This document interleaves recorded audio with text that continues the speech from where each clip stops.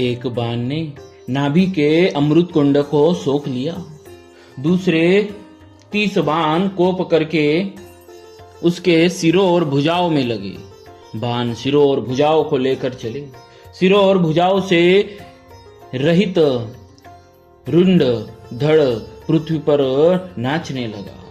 धड़ प्रचंड वेग से दौड़ता है, जिससे धरती धंसने लगती है। तब प्रभु ने बाण मारकर उसके 2 टुकड़े कर दिए। मरते समय रावण बड़े घोर शब्द से गरज कर बोला, राम राम कहाँ है? मैं ललकार कर उनको युद्ध में मारूं। रावण के गिरते ही पृथ्वी हिल गई। समुद्र, नदियां, दिशाओं के हाथी और पर्वत क्षुब्ध हो उठे। रावण धड़ के दोनों टुकड़ों को फैलाकर भालू और वानरों के समुदाय को दबाता हुआ पृथ्वी पर गिर पड़ा। रावण की भुजाओं और सिरों को मंदोदरी के सामने रखकर राम बाण वहां चले जहां जगदीश्वर श्री राम जी थे। सब बाण जाकर तर्कस में प्रवेश कर गए। यह देखकर देवताओं ने नगाड़े बजाए। रावण का तेज प्रभु के मुख में समा गया।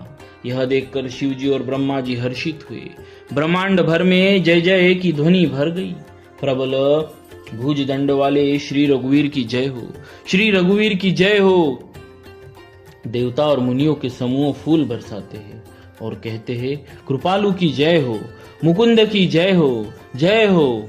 हे कृपा के कंद, हे मोक्षदाता मुकुंद, हे राग द्वेष हर्ष शोक जन्म मृत्यु आदि द्वंद्व के हरने वाले, हे शरणागत को सुख देने वाले प्रभु, हे दुष्ट दल को विदीर्ण करने वाले, हे कारणों के भी परम कारण, हे सदा करुणा करने वाले, हे सर्वव्यापक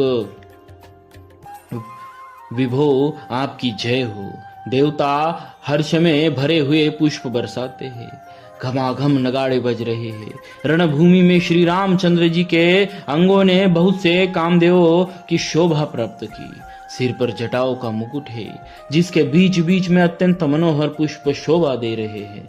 मानो नीले पर्वत पर बिजली के समूह सहित नक्षत्र सुशोभित हो रहे हो।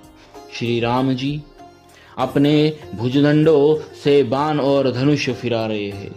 शरीर पर रुधिर के कण अत्यंत सुंदर लगते हैं। मानो तमाल के वृक्ष पर बहुत सी ललमुनिया चिड़िया अपने महान सुख में मग्न हुई निश्चल बैठी हो। प्रभु श्री रामचंद्र जी ने कृपा दृष्टि की, वर्षा करके देव समूह को निर्भय कर दिया।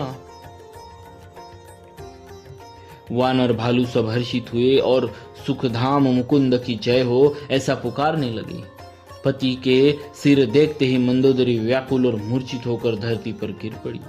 स्त्रियां रोती हुई उठ दौड़ी और उस मंदोदरी को उठाकर रावण के पास ले आई। पति की दशा देखकर वे पुकार पुकार कर रोने लगी। उनके बाल खुल गए, देह की संभाल नहीं रही। वे अनेक प्रकार से छाती पीटती है और रोती हुई रावण के प्रताप का बखान करती है। वे कहती है, हे नाथ, तुम्हारे बल से पृथ्वी सदा कांपती रहती थी। अग्नि, चंद्रमा और सूर्य तुम्हारे सामने तेजहीन थे। शेष और कश्यप भी जिसका भार नहीं सह सकते थे, वही तुम्हारा शरीर आज धूल में भरा हुआ पृथ्वी पर पड़ा है। वरुण, कुबेर, इंद्र और वायु इनमें से किसी ने भी रण में तुम्हारे सामने धैर्य धारण नहीं किया। हे स्वामी, तुमने अपने भुज बल से काल और यमराज को भी जीत लिया था, वही आज तुम अनाथ की तरह पड़े हो। तुम्हारी प्रभुता जग भर में प्रसिद्ध है।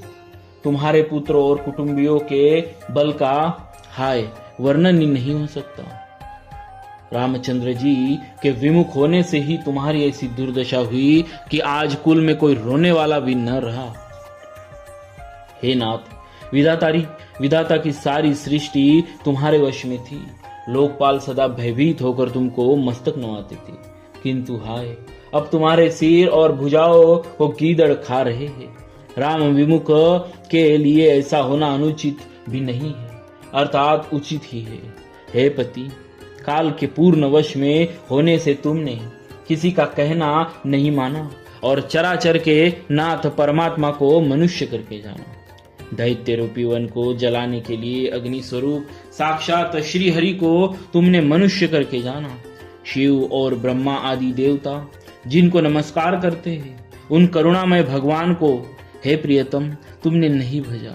तुम्हारा यह शरीर जन्म से ही दूसरों से द्रोह करने में तत्पर तथा पाप समूहमय रहा। इतने पर भी जिन निर्विकार ब्रह्म श्री राम जी ने तुमको अपना धाम दिया, मैं उनको नमस्कार करती हूँ। नाथ, श्री रघुनाथ जी के समान कृपा का समुद्र दूसरा कोई नहीं है। जिन भगवान ने तुमको वह गति दी जो योगी समाज को भी दुर्लभ है। मंदोदरी के वचन कानों से सुनकर देवता, मुनि और सिद्ध सभी ने सुख माना। ब्रह्मा, महादेव, नारद और सनकादि तथा और जो भी परमार्थवादी परमात्मा के तत्व को जानने वाले और कहने वाले श्रेष्ठ मुनि थे, वे सब श्री रघुनाथ जी के नेत्र भरकर निरख कर प्रेम मग्न हो गए और अत्यंत सुखी हुए।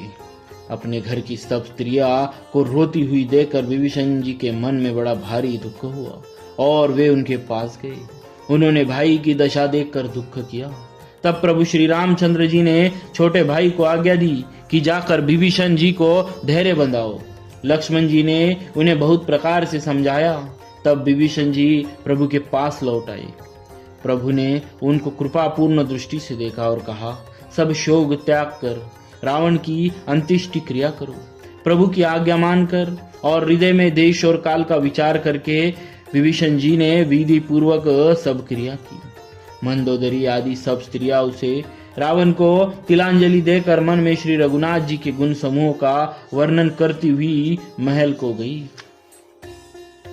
सब क्रिया कर्म करने के बाद विभीषण जी ने आकर पुनः सिर नवाया।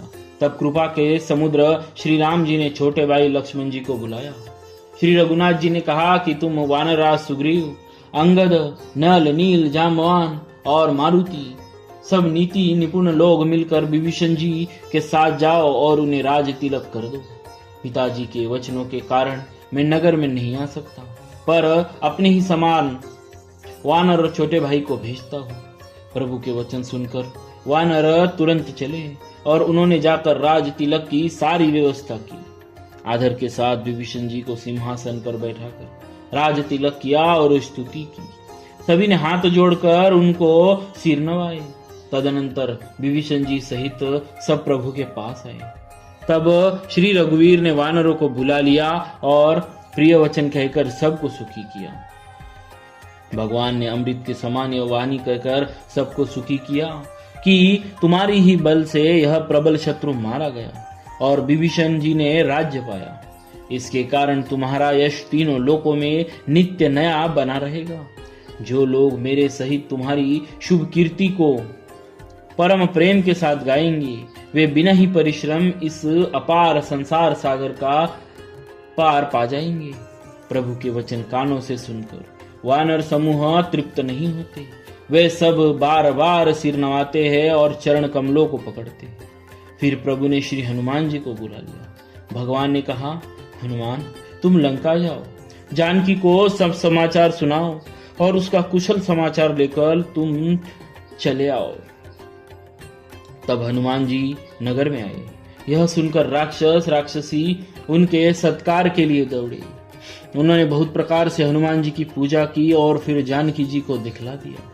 हनुमान जी ने सीता माता को दूर से ही प्रणाम किया। जानकी जी को पहचान लिया कि यह वही श्री रघुनाथ जी का दूत है और पूछा, हे तात, कहो कृपा के दाम मेरे प्रभु छोटे भाई और वानरों की सेना सहित कुशल से तो है। हनुमान जी ने कहा, हे माता, कौशलपति श्री राम जी सब प्रकार से सकुशल है। उन्होंने संग्राम में 10 सिर वाले रावण को जीत लिया है और विभीषण ने अचल राज्य प्राप्त किया है। हनुमान जी के वचन सुनकर सीता जी के हृदय में हर्ष छा गया। श्री जानकी जी के हृदय में अत्यंत हर्ष हुआ। उनका शरीर पुलकित हो गया और नेत्रों में आनंदाश्रुओं का जल छा गया। वे बार बार कहती है, हे हनुमान, मैं तुझे क्या दूं? इस वाणी समाचार के समान तीनों लोकों में कुछ भी नहीं है। हनुमान जी ने कहा, माता सुनिए, मैंने आज निस्संदेह सारे जगत का राज्य पा लिया। जो मैं रण में शत्रु सेना को जीतकर भाई सहित निर्विकार श्री राम जी को देख रहा हूं। जानकी जी ने कहा, है पुत्र सुन, समस्त सद्गुण तेरे हृदय में बसे।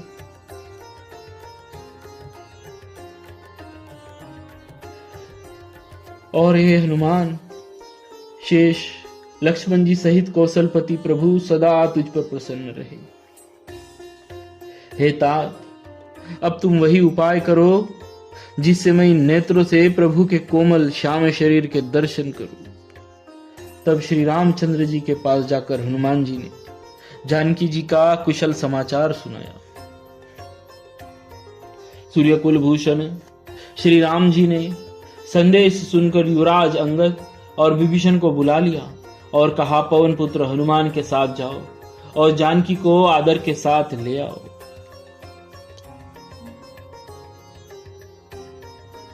वे सब तुरंत ही वहां गए जहां सीता जी थी।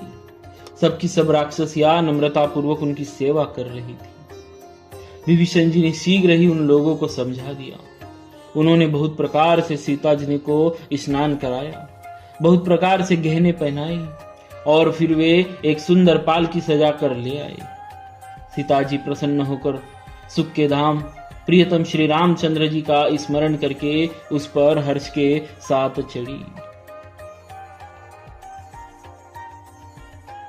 चारों ओर हाथों में छड़ी लिए रक्षक चले।